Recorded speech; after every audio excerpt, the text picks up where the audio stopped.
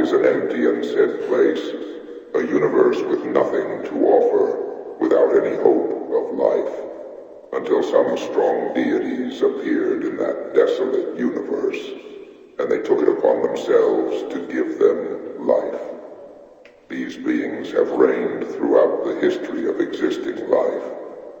These deities represented a part of the life cycle of all existing species in the universe. These gods are Grogoroth. Grogoroth, the destroyer of life, is the god of destruction and the sacrifice of life. Before creation comes destruction. That is the function of this cruel god, to destroy old life, to give new life. And even though he always loved the new creations of his fellow goddess and reproductive partner named Sylvian, he desires blood to be shed in his name, especially if it is that of humans. If someone cannot resist the call of his darkness, he will grant them a terrible but strong power for the sin they have committed. Grogoroth is a curious god, more so than many of the other older gods.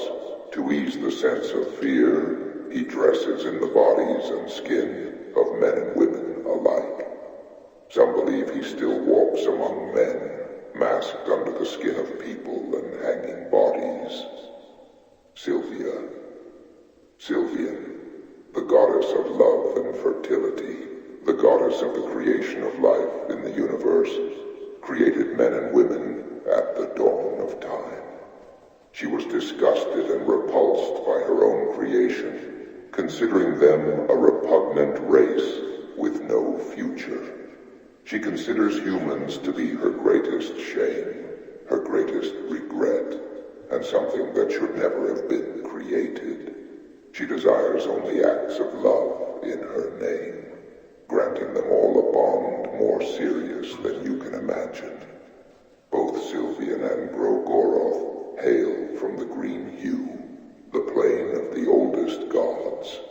Many believe that she left humanity behind long ago. Her first rune symbol is in the form of an open eye. The second is an open slit, resembling a vagina.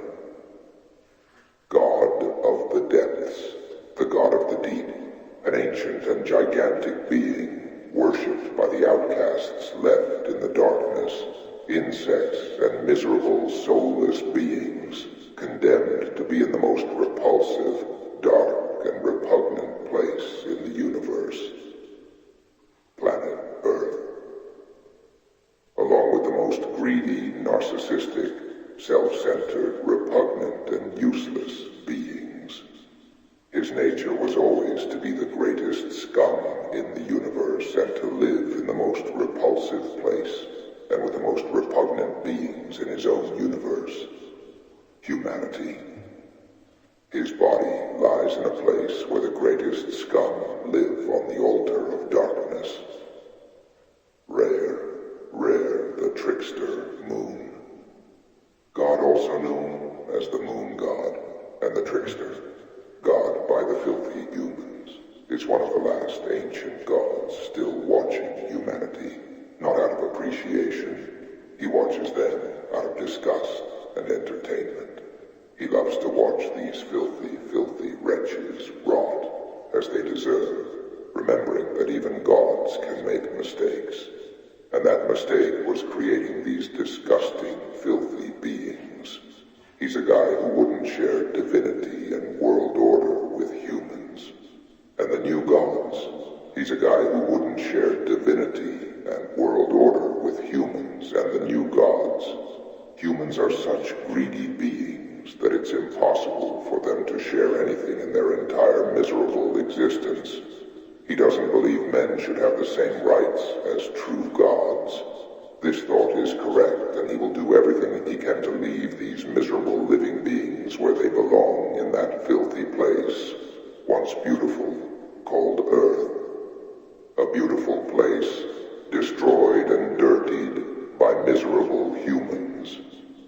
He has many stratagems to diminish the influence of the new gods, but but his motivations seem incomprehensible to them. Lady of Moon and Pocket Cat are his servants, and will do everything in their power to destroy these horrible life forms. Venushka. Venushka, the god of nature, is the offspring of the god Grogorov and the goddess Sylvian, the god in charge of the life of nature on all planets in the universe. It is said that his appearance can change depending on the region of the world in which he decides to appear, just like nature itself, and that his temperament is as volatile as the manifestations of his domains. The gods ruled the earth for a long time, observing humans, their attitudes, their behavior, their customs, but every time they saw, they were more disgusted with what they saw. The goddess Sylvian was more and more ashamed when she looked. The ancient gods had created a city to be able to observe humans and perhaps try to guide them. But their repulsive behavior angered them, and they gave up. They realized that humanity will never change. They will always be those filthy rabid dogs with no salvation. No matter how much time passes, they will always be those disgusting animals who do not even deserve a dog's excrement to feed on. They left 4 humans in charge, who they called them the New Gods. They gave them a very limited power to rule this place in their own way until their reign ended and gave way to the next New Gods, and they would rule in their own way. After that day, the gods disappeared, leaving humanity to its fate.